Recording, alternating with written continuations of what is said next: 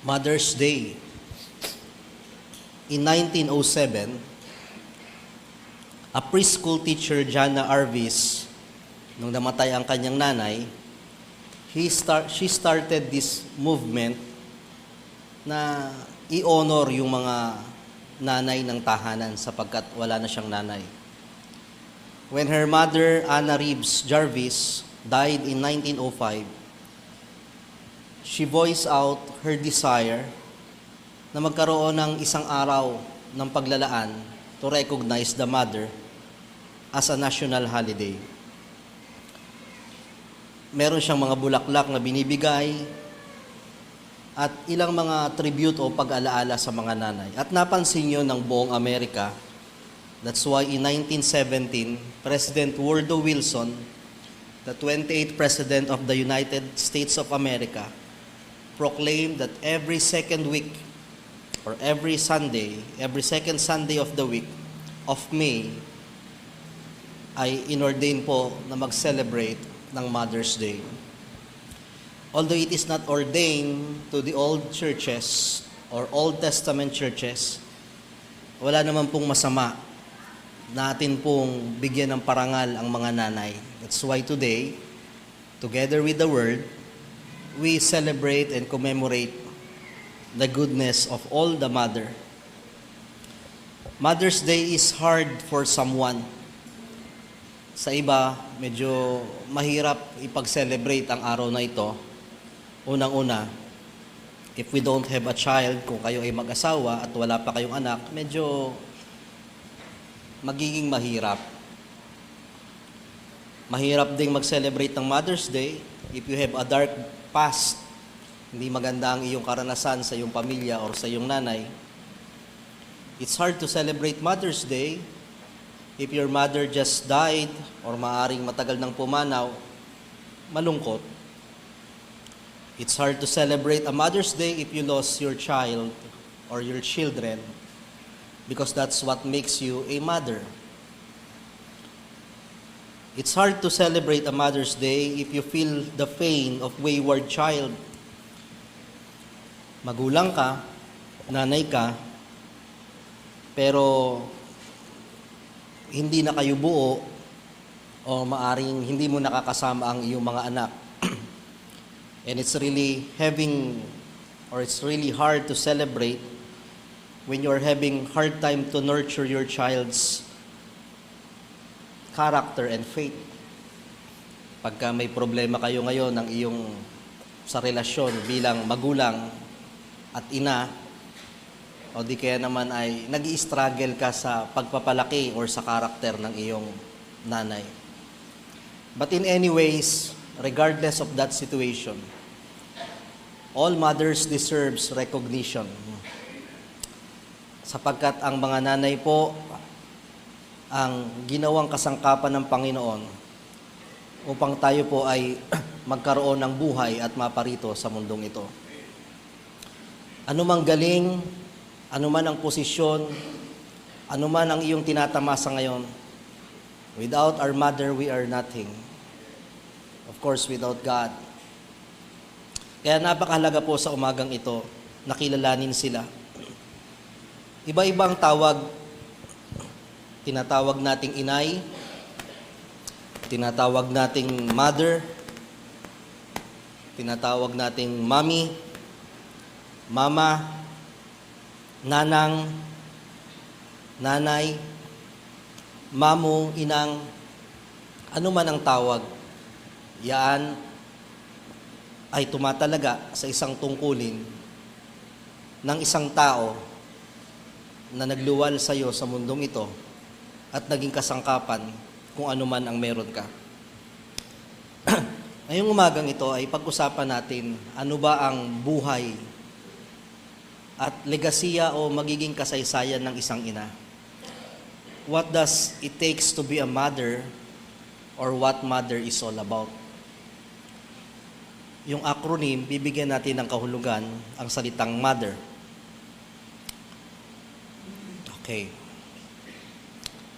Pasensya na po sa aking boses, bagong bunot ako ng ngipin pa nung isang araw, hindi ko pa But please bear with me. In verse 13, she seeketh wool and flax, and worketh willingly with her hands. She is like the merchant ships, she bringeth her food from afar. Number one, when I think of our mother, when I think of my mother, M is for being marvelous. Dakila ang isang ina. Kamangha-mangha ang kayang gawin ng isang ina. Kamangha-mangha ang buhay ng isang ina. Once you became a mother, hindi lamang nadodoble ang iyong responsibilidad, kundi naduduplicate ang iyong kakayahan at ang iyong pagkatao. Because being a mother is a marvelous thing to do in this world. Naalala ko po yung isang kwento, no? Meron daw isang lalaki, kung natatandaan niyo yung kwento ko, no? Meron daw isang lalaki na siya ay galing sa trabaho. At pag-uwi niya, nakita niya ang kanyang asawa na natutulog sa sala. Pagod na pagod ang lalaking ito at inabutan niya ang kanyang asawa na tumutulo ang laway. May hawak na remote at nakabukas pa sa number 4 ang electric fan. Napasabi na lang siya na nakakainggit. Later on, hindi na inggit ang kanyang nararamdaman ng asawang lalaki, kundi naiinis na siya. Sapagkat para bang agrabyado siya at napakaalwan ng buhay ng kanyang asawa o ng nanay na ito. Kaya isang gabi, nanalangin siya. Sabi niya, Lord, pwede mo bang pagpalitin niyo ang kalalagayan namin ng misis ko? Pwede bang ako naman ang maging nanay at siya naman ang tatay? Gusto ko ring humiga ng katulad niya.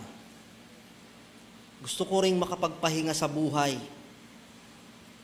Sapagkat tuwing ako'y uuwi ay pare-parehas na lamang aking naaabutan. Hindi man tayo maniniwala, pero sapagkat ito'y katang-isip lamang, natupad po ang kanyang hiling sa Panginoon. Kaya po bukas, paggising niya, he is now the she. Siya na po ang naging nanay sa pagkatao ng kanila pong pamilya. Paggising niya ng alas 5, iba ang naramdaman niya at nakita niya ang sarili na siya na ngayon ang isang ina. At lubos ang kanyang pasasalamat sa Diyos. Sabi niya, Lord, salamat po sa tugon niyo sa aking panalangin.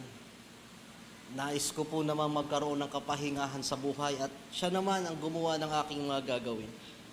Kaya pagising niya ng umaga at excited siya, ginawa niya yung mga pangkaraniwang ginagawa ng isang ina.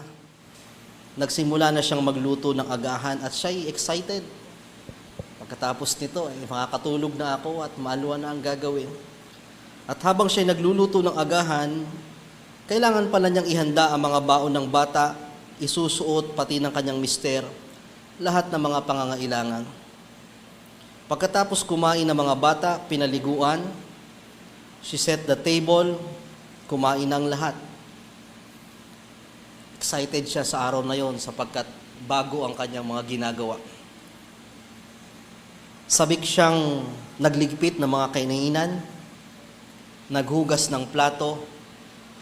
Pagkatapos ay inihatid ang mga bata sa eskwelahan. Pagkatapos nyon ay natandaan niya na hindi pa pala matatapos doon sapagkat kailangan niyang mamalengke upang makapili ng mga sariling gulay, karne, isda. Hinugasan ito at iniayos. Pagkatapos ay sumaglit siya sa kanilang hardin upang magdilig at magpaligo sa kanilang 8 aso. Pagkatapos, mga bandang alas 10 ng umaga,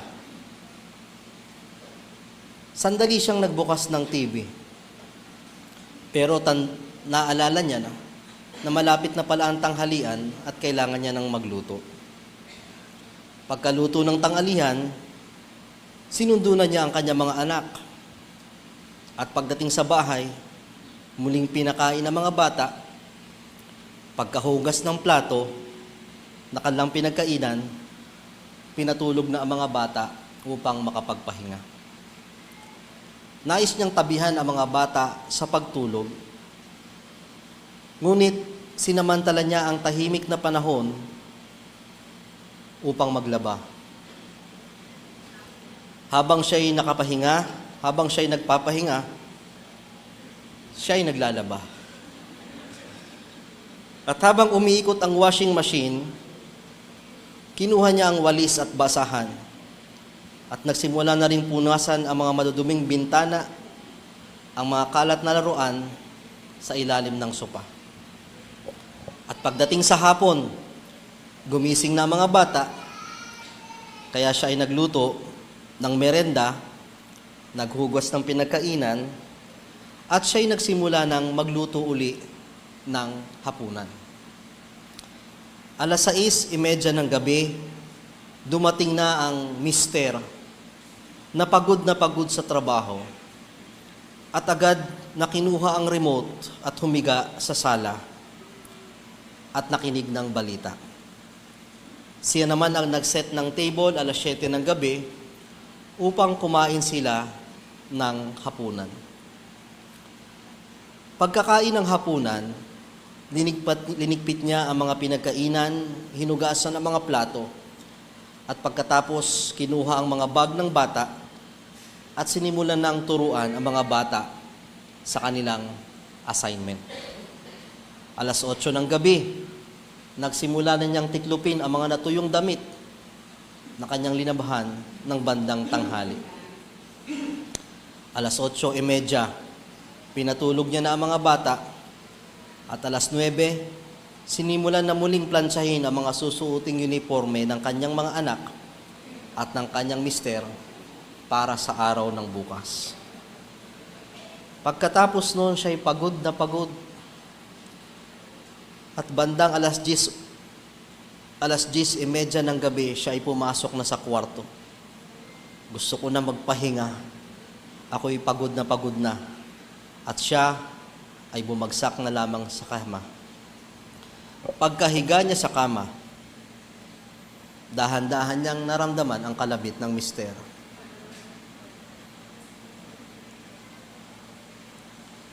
Na nagwiwikang, sundan na natin si Junior.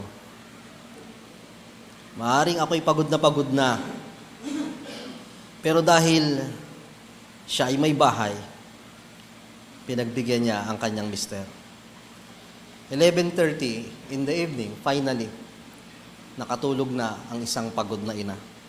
Pagdating ng umaga, gumising siya 5:00 to do the routine para gawin niya ang lahat ng mga yon. Ngunit nagdasal siya sa Diyos isang araw matapos ang kanyang unang panalangin na siya na ang maging nanay. Sabi niya, Panginoon, binabawi ko na. Pwede bang ako na uli ang maging tatay? Tila ba napakalaking isang kabaliwan ng aking hiniling na ito sa inyo. Napakahirap pala ang maging nanay at maiwan dito sa bahay. Lord, pwede bang ibalik mo na uli ako sa dati kong kalalagayan? Nais ko na uling maging tatay kahit magtrabaho, kahit mahirap.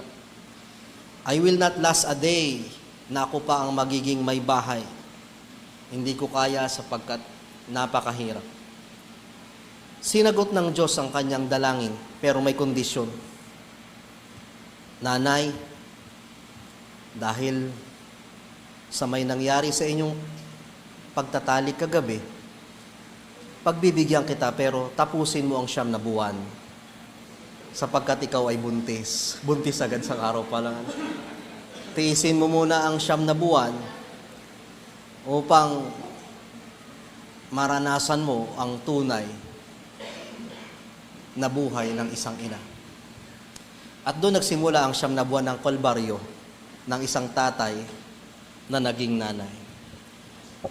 That's how marvelous, ganong kadakila ang trabaho ng isang ina. That's why they were a marvelous mom. Bukod pa ang ibang mga gawain, bukod pa ang ibang mga ganap nila sa buhay, napakasarap. But with that privilege, there is a great accountability and responsibility for being a mother. Mother work 24/7. Ang anumang trabaho ay nagpapahinga. Pero ang ating magulang, lalong higit ang mga nanay, they are always on call. They are overworked but underpaid. Sa mga anak, by the age of 18, sabihin na nating may 3 oras na ilinaan sa inyo ang inyong mga magulang kung sila'y nagtatrabaho man. At kung sila man ay nagtatrabaho man, nasa abroad or nandito, yun ay para sa inyo. But by the average of at least 3 hours a day, doing things for your good. In 18 years, they generated 18,000 hours of work or labor para sa atin. And that is equivalent to 1,000 hours a year for the work of at least 3 hours. Kaya kakaiba ang lakas ng isang nanay. Kakaiba ang kanyang katangian. Sapagkat simula nung naging nanay sila, binigyan sila ng kakaibang kalakasan ng Diyos na yung mga dating hindi nila kayang gawin, ay nagagawa na nila sapagkat sila ay isang ina. Mula sa pagkadalaga na ang iniisip lamang ay ang sarili, dumami ang kanilang pagkatao. Pero sa kabila ng ito, na hindi lamang sarili nila ang kanilang binubuhay, nagawa nila ang lahat ng ito sapagkat M stands for marvelous. Kamangha-mangha ang kayang gawin ng isang ina. Letter O stands for our mother is getting old. Strength and honor are her clothing, and she shall rejoice in time to come. She is getting old. Kung babalikan natin ang kanilang mga larawan, sa mga panahon na maaring sila ay kinasal, sa mga panahon na sila ay dalaga, sa mga panahon na maaring sila ay nagsilang ng kanilang panganay, at titingnan natin ang kanilang kalalagayan ngayon, anumang pagtatakip at pagbabatak ng muka, makikita natin ang katotohanan that they are getting old. They are not like the same as before. Sa bawat pagkakataon na hahawakan mo ang kanilang mga kamay, hindi na ito katulad na dati. Nandun ang mga bakas ng kanilang trabaho at kanilang mga naging pagod. Sa bawat panahon na hahawakan mo ang kanilang muka, hindi na tulad ng dati. Mula sa oras na ating pinag-usapan na kanilang ginugol sa ating mga anak, sa asawa at sa pamilya, ang resulta ay ang kanilang pagtanda. Bagamat we cannot deny the force of gravity na magtrabaho ka o hindi, ang tao ay tumatanda. But we cannot deny the fact na ang isang dahilan ng pagtanda ng ating mga magulang ay ang mga trabaho na kanilang ginawa, ang mga konsumisyon na kanilang pinasan sa ating pamilya. Every time you will look to your mother and even to your father, tingnan mo sila, tumatanda na. They are getting old. Bagamat ang katawan nila ay napapagod at tumatanda, pero tandaan natin ang puso nila ay nananatiling bata. They are the same mother that brought you to this world until the last breath of their life. Nandun pa rin ang kanilang sariwang puso. Nandun pa rin ang kanilang pusong ina na hindi nagbabago. Pero ang katotohanan, our mother is getting old. The time is clicking. The time is ticking. Every day, every year, sa bawat taon na ipinagdiriwang nyo ang kanyang kaarawan, sa bawat panahon na may cake, may kandila, unti-unti, tumatanda ang ating mga magulang at ang ating mga nanay. Teach us to number our days. Kaya ipagpasalamat ang mga panahon na binibigyan pa rin tayo ng pagkakataon kung ikaw man ay mayroong pang nanay o magulang. Because the reality, habang busy ka sa iyong trabaho, habang busy ka sa iyong pag-aaral, habang busy tayo sa ating sariling pamilya, merong isang katotohanan na merong magulang, merong ina, na unti-unti nang nauubos tulad ng isang kandila. They are getting old. They are not like before. Hindi na sila tulad ng dati na kaya kayong buhatin. Hindi na sila tulad na dati na maaring lahat ng kanilang ginagawa ay kayang gawin. They've been to different battles and they won all that battles. Ang daming napagtagumpay ang laban ng ina. But remember that every time you won a battle, you always spit some tears and sweat and blood. Si Manny Pacquiao, kahit pasabihin nating laging panalo, pero kapalit ng panalo ni Manny Pacquiao, sa tuwing laban, may mga dugong tumatagas, may mga pagod, nagde-deteriorate ang kanyang katawan. Ganon din ang ating mga magulang. Maaring nakatayo pa, maaring panalo pa, pero hindi natin may kakata na ang kanilang katawan, ang kanilang buhay, ay humina na.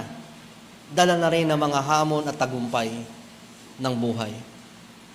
M or O is that they are getting old.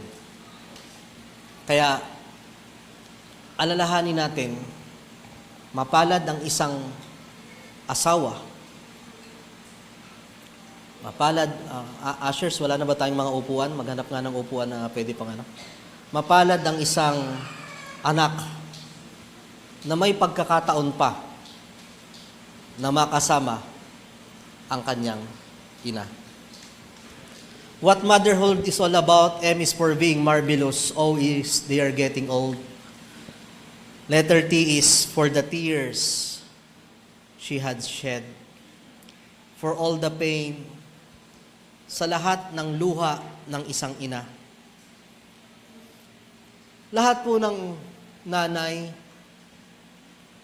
mostly, lalo na kung wanted pregnancy, at sila ay mag-asawa na, nung nalaman nila na sila ay magiging nanay, walang sisidlan, walang paglagyan ang saya.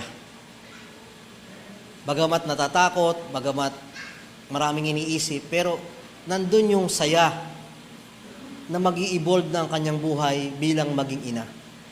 Maging sa pagkakasilang ng bata, talagang walang paglagyan ang kaligayahan. But in spite of all the pleasures, there is pain and pressures. From the beginning of motherhood until the last breath of his life, nandun po yung pagpapala. Sa kabilang banda, ayaw nating tawaging sumpa, pero nandun po yung consequence of pain for being a mother. Masaya ka na ikaw ay magkakaanak na, maaring masaya ka na ikaw ay magiging nanay na. But the pain begins there. Simula nung ikaw ay nagbuntis, the pain of morning sickness, yung pain na nagbabago ang hormones mo sa katawan, yung pain na may sinakripisyo kang trabaho, may profession kang maganda, yung pain na makikita mo na yung mga katrabaho mo, yung mga classmate mo ay nagpa-progress sila, pero dahil buntis ka, nasa bahay ka lang, hindi lang sa pagbubuntis hanggang sa pag-aalaga. Yung pain sa pagdi-deliver ng baby. Kakaibang sakit. Kahit pa cesarean yan, yung pagpapagaling at yung turok. That pain na hindi mo alam kung paanong tutustusan ng iyong mga anak. Gusto mong maging nanay pero hindi mo matustusan. That pain, every time nagkakasakit ang iyong mga anak. That pain na hindi mo alam kung saan kukuha ng pangmatrikula. There's always a pain. And that pain and that thirst and tears, yung panahong ang iyong mga anak ay dumating na sa tamang edad at tamang pag-iisip. Pero dumating din yung time na sila ay natututo ng sumagot. That pain na itong anak na inalagaan mo ay mas pinaniniwalaan pa ang mga barkada niya. That pain na itong anak na kung saan wala kang inisip kundi ang kapakanan niya, pero hindi nakikita ang iyong paghihirap. That pain na gustuhin mo ang iyong anak na lumaki ng mabuti pero sila ay napapariwara. That pain that every time you are called to the school, that pain na sa tuwing may inaayos kang gulo sa buhay ng iyong anak. There is always a pain for being a mother. That pain na sila ay mahihiwalay sapagkat kailangan nila magkolehiyo sa kabilang lugar. That pain na bagamat siya ay magkakapamilya na pero bubukod na ng tahanan. And if you ever thought na sa buhay ng isang ina, matatapos na ang pag-iyak at ang kanyang paghihirap at ang kanyang pain, once na ang kanyang anak ay nagkapamilya na, sa wakas tapos na. No. Sa mga magulang po na wala pang anak na kinakasal, in fact, most of your pain is when your children get married and you are about to fix their relationship with their husband or wife. Yung makikita mo na papaano aayusin ang kanilang pamilya na nasisira, papaano aayusin ang kanyang relasyon sa kanyang anak. Ang pagiging ina po ay hindi natatapos sapagkat hindi maikukubli at hindi nila maitatanggi sa kanilang sarili na sila ay nandun pa rin ang kanilang pagmamahal sa kabila ng tayo po ay may sarili ng pamilya. Hindi nawawala ang kanilang concern. Wala pong contract of love pagdating sa buhay ng nanay. The pain of the mother. Yet, linikha ng Diyos na kakaiba ang isang nanay.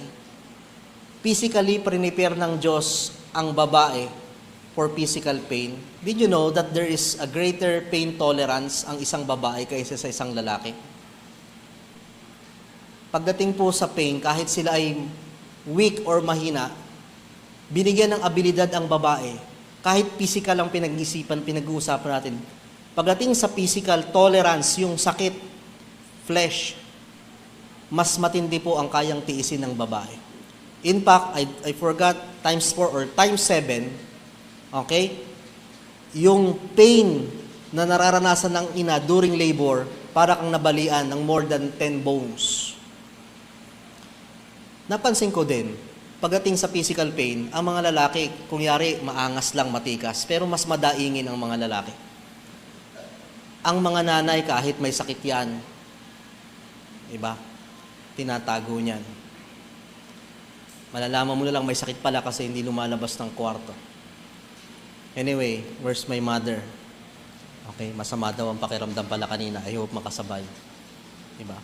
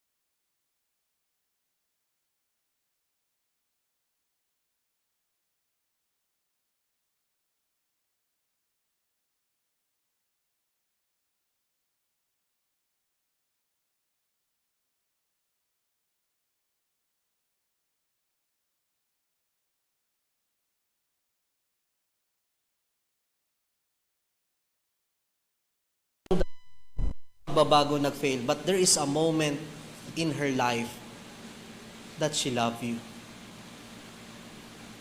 Kaya, kung maibibigay yung honor na yon sa mga ganong sitwasyon, how much more tayo na lubos na minahal ng ating mga nanay. Children, obey your parents, for this is right. Honor your father and mother. This is the first commandment, sweet promise. Alam nyo, maraming utos ang Diyos. Pero bibihira yung utos na may kalakip na pangako. Pag ginawa mo to, promise, may bonus. Ano yung bonus? That it may be well with thee and thou mayest live long on the earth.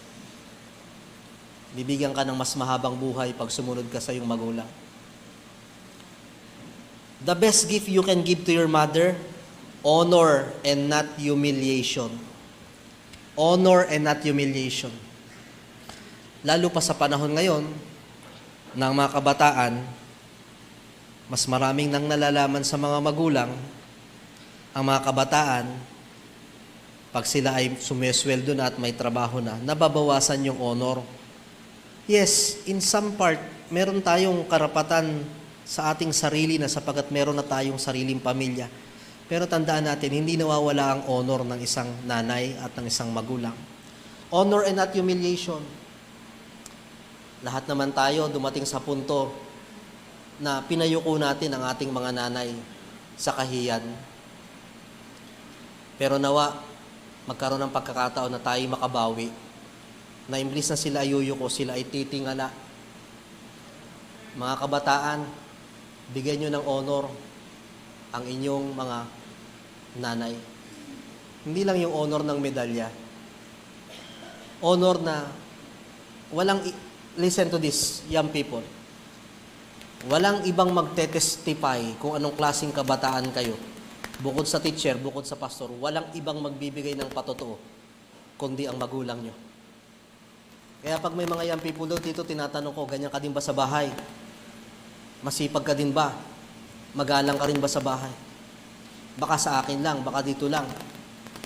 Sapagkat kung meron bang nakakakilala sa inyong lubos at magpapatotoo, ang inyong mga magulang. Mga magulang, hindi naman po perpekto ang mga anak. No? Let's meet halfway.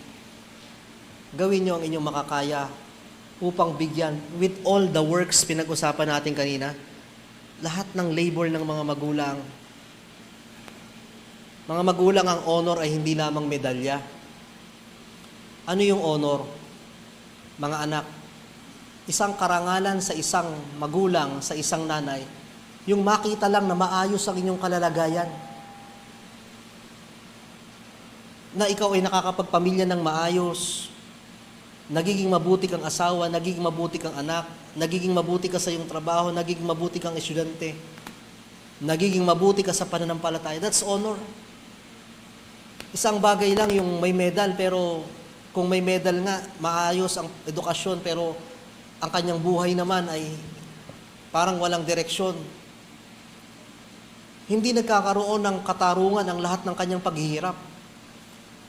If you want to give justice for all the pain and labor of your mother, maging maayos lang ang buhay nyo natin, sapat na para sa kanila. Sapagkat ginawa nila ang lahat ng yon, hindi para sa kanilang sarili. Ginawa nila ang lahat ng yon, tinis nila ang lahat ng yon para magkaroon ka lang ng magandang buhay. Kaya hindi man perpekto na napakarangyang buhay, yung maiparamdam mo lang sa iyong magulang na kami ay nagiging maayos, that's honor. Honor and not humiliation. Sabi ko nga, akala natin tapos na ang tungkulin ng isang nanay, tapos na ang pagluha ng isang nanay once na tayo nagkapamilya, pero bit-bit pa rin niya ang problema niyong mag-asawa, ang problema mo sa anak, ang problema mo sa trabaho. Kung kaya nating bawasan na yung load na yon at pahintuin na, bawasan na ang humiliation, yung kahiyan na kanyang dinaranas, palitan natin ng honor. Help and not heaviness.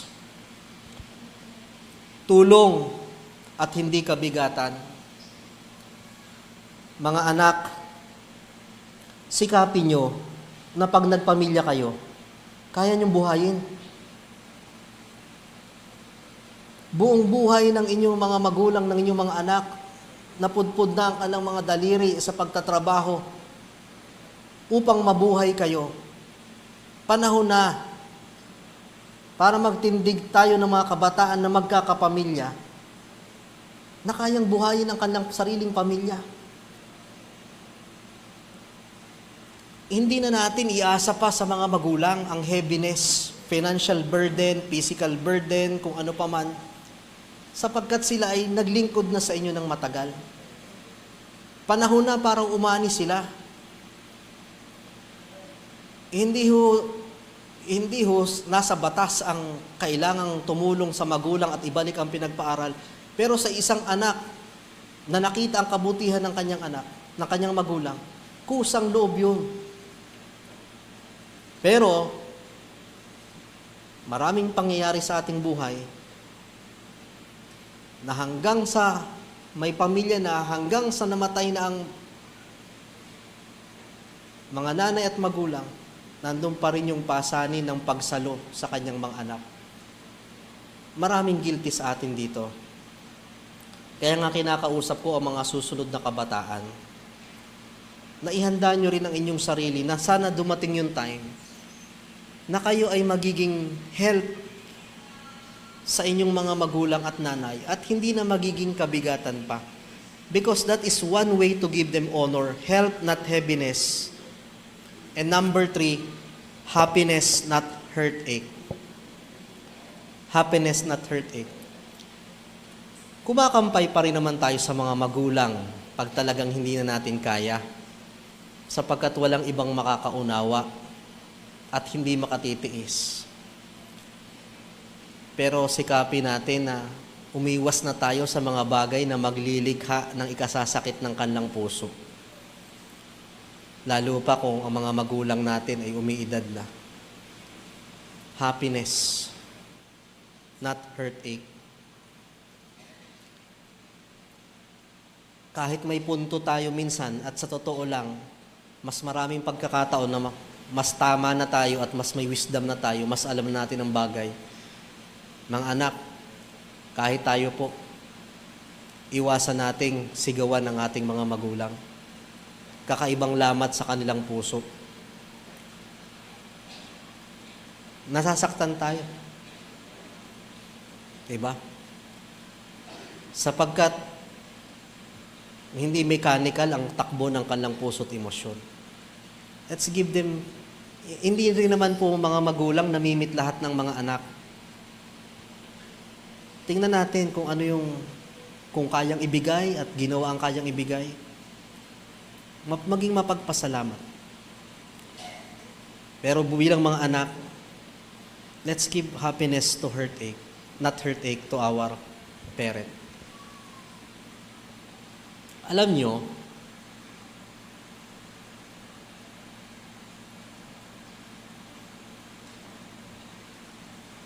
napakalungkot ng mga kamatayan.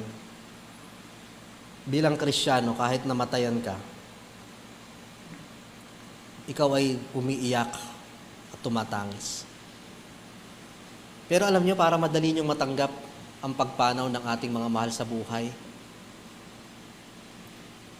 isa sa aking mga realization, malungkot ako sa pagpanaw sa ating pastor, kahit pastor masaktan din. Pero paano mo medyo mas natatanggap?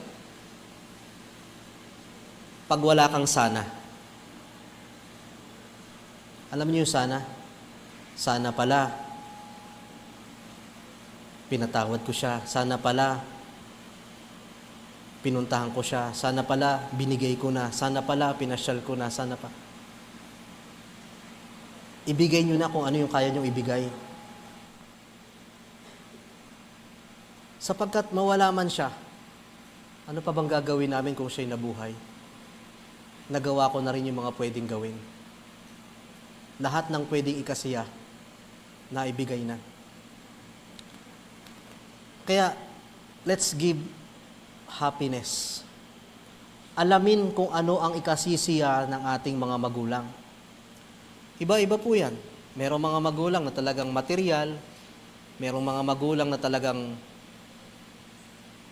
bakasyon, merong mga magulang na ang gusto'y ganitong mga bagay. Meron din naman mga magulang na ang gusto lamang ay kapahingahan. Parang Sister Lenny, ano pa bang gusto nyo? Pasyal tayo, ganito. Wala na, kapahingahan na lang. Sabi ko, mainam na rin, tipid. Ibig sabihin, nagawa na rin yung mga pwedeng gawin. Pero kung kaya pa't meron pang hinihiling, mag-usap-usap kayo magkakapatid kung kayo may kakayahan. Ano bang hiling ng ating baka kaya pa nating ibigay. Kasi may pagkakataon na kaya nyo, pero wala na. Kaya nyo, pero wala na. You still have all the time in this world, but your mother is getting old. Kaya, kung nagkulang man tayong mga anak, patawad sa mga magulang, but let's give them honor. At the end of your life, tandaan mo, you will look for relationship, not material things. You will look for relationship. Sapagkat at the end of your life, wala nang saysay ang lahat ng material. Ang hinahanap mo na lang, nasa ng aking nanay, nasa ng aking tatay, nasa ng aking anak. What motherhood is all about? E is for educating me. Salamat sa lahat ng pagtuturo. She opened her mouth with wisdom, and in her tongue is the law of kindness. Salamat sa mga pagtuturo ng isang ina.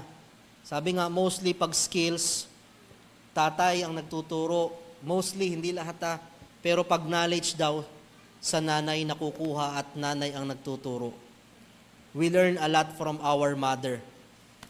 Pag may assignment, pag sa tatay ko pumunta, ay ang sasabihin, anak, pumunta ka doon sa nanay mo. Siya na magtuturo sa'yo. Pag tinanong mo yung tatay mo, tatay, ilan ba ang letter S ng success? Isa o dalawa? Sasabihin niya, gawin mo ng 4 para sigurado. Maraming pagkakataon, nanay ang nagtsatsaga sa ating magturo. Pag ang tatay ang nagturo, tutoy, maghabulan kayo dyan sa labas, wag lang kayong tatakbo. Okay? Parang ang hirap maghabulan ng hindi tumatakbo. Pag ang tatay ang nagsalita, hanapin mo ang tsinelas ko. Pag di mo nakita, makikita mo. Parang salungat magturo ang tatay. Pag di mo nakita, makikita mo. Alam nyo ba, nasabi ko nga dati, naikwento ko, ang unang nagturo ng religion sa atin, nanay. Kaya ano mang religion yan? Unang nagturo na maging spiritual ka, nanay. Anong sabi ng nanay? Anak, pag nabasag mo yung plato, magdasal ka na. Aba, biro mo, tinuruan ka agad magdasal, di ba? Nanay din ang unang nagturo ng math. Anak, pag di ka pa bumangon dyan, pagbilang ko ng 10, 1, 2. Di ba? Nanay ang unang nagturo niyan. Nanay din ang unang nagturo ng P6. Anak, pag ayaw mong sumunod, palili pa rin ko tong tsinelas na to at lalanding ito sa mukha mo. P6 yun, saktong-sakto yun. Sukat, alam ng nanay ang mga sukat. Tinuruan din tayo ng nanay ng solar system. Anak, sang planeta ka na naman, galing bata ka, gabing-gabi na, amoy araw ka pa. Aba, may araw, may planeta, may moon, may stars. Alam ng nanay yon. Nanay din ang unang PE instructor mo. Anak, siguraduhin mong mataas ka sa test. Pag nalaman kong bagsak ka, kahit saan ka magtago, hahabulin kita. Diba? Tinuruan din tayo ng nanay natin ng perseverance. Wag na wag kang tatayo dyan sa mesa hanggat di mo nauubos yung pagkain. Perseverance. Tinuruan din tayo ng nanay ng anticipation. Yung malayo pa ay iniisip mo na agad ang mga mangyayari. Anak, hintayin mo. Hintayin mo. Makauwi lang tayo ng bahay. Alam mo na ang mangyayari pag gano'n, nag-iisip ka na, naku, lasa na yung karton, sa side. Tinuturuan tayo maging advance mag-isip ng nanay. Hintayin mo mamaya. Nandun ka pa lang sa palengke, iniisip mo na ang mangyayari. Maraming tinuro sa atin ng ating nanay. isang dakilang regalo na kung ano pa man, maaring wala na ang iyong nanay, pero lahat, kahit pa ikaw ay adopted, may nagpalaki sa iyo or kung ano pa man, isang napakalaking regalo ang magkaroon ng nanay. And last, R is for role model in Christ. Favor is deceitful, beauty is vain, but a woman that feareth the Lord, she shall be praised. Maging role model ng kasipagan, ng pagmamahal, ng pagtitimpi. Hindi perpekto, pero sinisikap nating tayo maging isang huwarang ina. May mga luto na alam mong ito ang luto ng iyong nanay. May mga wika na alam mong ito ang wika ng iyong nanay. With all the technology that we have today, with all the AI that we have today, still, there is a mother who gives us a good role model. Pero hindi lang po sapat na maging role model ka sa kasipagan, sa pagluluto, sa iba't ibang larangan ng buhay. Bilang nanay, tungkulin mong maging role model, but a woman that feareth the Lord. Tungkulin mong maging role model ng isang magulang, isang nanay, na may takot sa Diyos, naglilingkod sa Diyos, at may pananampalataya sa Diyos. Hindi po matatapos ang ating pagiging nanay sa napaaral mo na siya, nakapagpamilya na siya, maayos na siya, sapagkat hindi po kompleto ang pagiging maayos hanggat ang tao ay wala sa Diyos. Ito ay patuloy nating tungkulin bilang mga magulang at nanay na talagang to be a role model. Maaring hindi natin talaga, may sarili silang pasya. Maaring sila po ay may mga sariling mga buhay na ngayon pag-iisip. Pero nandun pa rin yung larawan nyo na kayo ay isang ina na may takot sa Diyos, may pananampalataya at naglingkod. We may not know. Pero napakahalaga, meron pa rin silang tinitingala na isang nanay na matapat na naglingkod sa Diyos. Mga anak, tingnan nyo ang inyong mga magulang. Sa kabila ng inyong mga pagtatrabaho, sa kabila ng inyong mga kabisihan, pag-aaral, nanggaling na sila lahat dyan at higit pa ang kanilang dinaranas. Pero nagawa pa rin nila na hindi makalimot sa Diyos at naglilingkod. Kung nagawa nila, sa kanilang edad, sa mahabang panahon, nagawa nila na naglilingkod sa Diyos, sila ang role model na kaya nyo rin. Na hindi nyo pwedeng idahilan na iba na ho kasi ang buhay talaga ngayon, may pamilya na rin kami, busy na kami sa trabaho. Sila nagawa nila. Yun ang magandang role model ng isang ina, ng magulang, na anak, alam ko, may problema rin kayong pamilya, anak, may nagtatrabaho ka na, busy ka sa school, pero anak, we've been there. Nandito kami para patunayan sa inyo na sa kabila ng lahat, hindi mo kailangang iwanan ang Diyos. A woman that feareth the Lord, she shall be praised. Kaya ngayong umagang ito ay napakasarap balikan ng buhay ng isang ina. Salamat at meron tayong nanay.